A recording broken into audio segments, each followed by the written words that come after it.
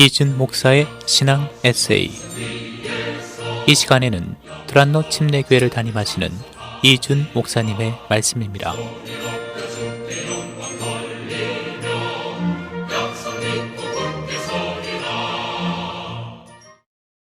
안녕하세요. 두란노 침례교회 이준 목사입니다. 1992년 주재원 발령을 받아 시카고에 왔을 때 한 선배가 나침반을 선물해 주었습니다.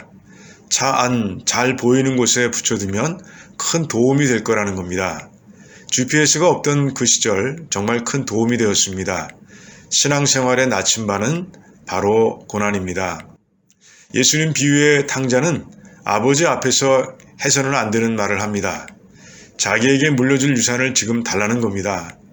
유대 사회에서 살아계신 아버지 앞에서 유산을 얘기하는 것은 아주 큰 불효였습니다. 그런데 아버지는 아무 말 없이 아들에게 재산을 내어줍니다.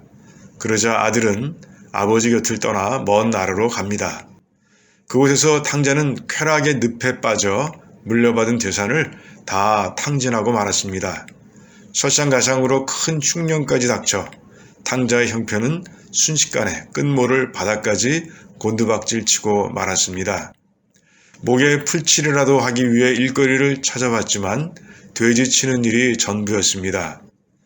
유대인들에겐 부정한 짐승이라 평소 먹기는커녕 만지지도 않는 돼지였지만 탕자는 이런 것 저런 것 따질 처지가 아니었습니다. 그러나 기근은 점점 더 심해졌고 탕자는 돼지가 먹는 쥐염 열매조차 얻어먹지 못하는 신세가 되고 말았습니다. 그때서야 탕자는 아버지를 떠올렸습니다. 아버지에게 돌아가는 것만이 이 고난에서 벗어날 유일한 길이라는 생각이 들었습니다. 결국 탕자는 아버지의 집으로 돌아갔고 다시 아버지의 사랑을 풍성하게 누릴 수 있었습니다. 칠흑과 같은 고난에 휩싸이고 나서야 탕자는 사랑과 소망의 빛이 되시는 아버지를 바라볼 수 있었던 겁니다. 이처럼 고난은 탕자에게 나침반 역할을 해준 겁니다. 선지자 요나는 하나님을 피해 달아나기 시작했습니다. 아수르의 수도 니느웨에 가서 말씀을 전하라는 하나님의 명령을 듣고 조국 이스라엘을 괴롭히는 적국에 가고 싶지 않아서 도망간 겁니다. 요나는 니느웨와 정반대쪽에 있는 다시스를 향했습니다. 배에 오르자 긴장이 풀린 요나는 배 밑층으로 내려가 깊은 잠에 빠집니다. 하지만 하나님께서는 요나를 포기하지 않으셨습니다. 광풍이 일어나 배가 파선 직전까지 갔고 이 모든 일이 자기 때문에 일어났다는 걸 알아차린 요나는 선장에게 자기를 바다로 던지라고 말합니다. 광풍에서 벗어나는 유일한 길이라고 말합니다. 선원들은 마지못해 요나를 바다에 던졌고 그때 신비한 물고기가 나타나 요나를 삼켜버리고 말았습니다. 물고기 뱃속에 갇힌 요나는 하나님을 향해 간절하게 기도하기 시작합니다. 주님께서 저를 이 깊은 바다 가운데로 던지셨습니다. 전 지금 산에 뿌리가 있는 깊은 곳까지 가라앉았고 바닷물은 제 몸과 영혼까지 휩싸고 있습니다. 이 끔찍한 고난 속에서 제 영혼은 두려움과 절망에 짓눌려 있습니다. 그런데 이 고난이 하나님을 생각나게 합니다. 더 간절한 마음으로 하나님 계신 성전을 바라보게 합니다. 주님, 이 죄인 이제야 하나님만이 유일한 구원자이심을 깨닫고 부르짖어 회개합니다. 요나의 진실한 기도를 들으신 하나님께서 그를 살려주셨고 다시 니느웨로 보내셨습니다.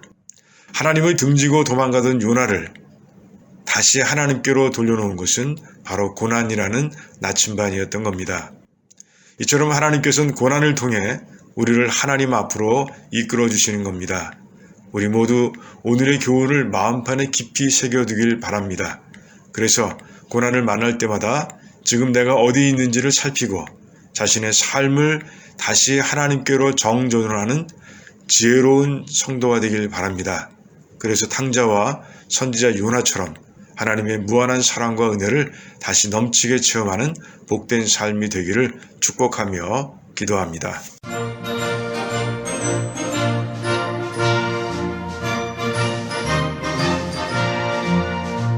지금까지 이준 목사의 신앙 에세이였습니다.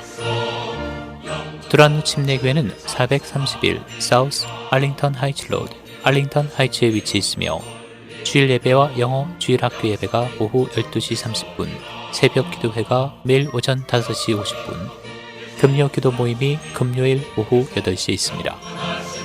신앙 상담이나 그에 관한 자세한 사항은 전화 847-858-4464, 858-4464번으로 연락 주시기 바랍니다.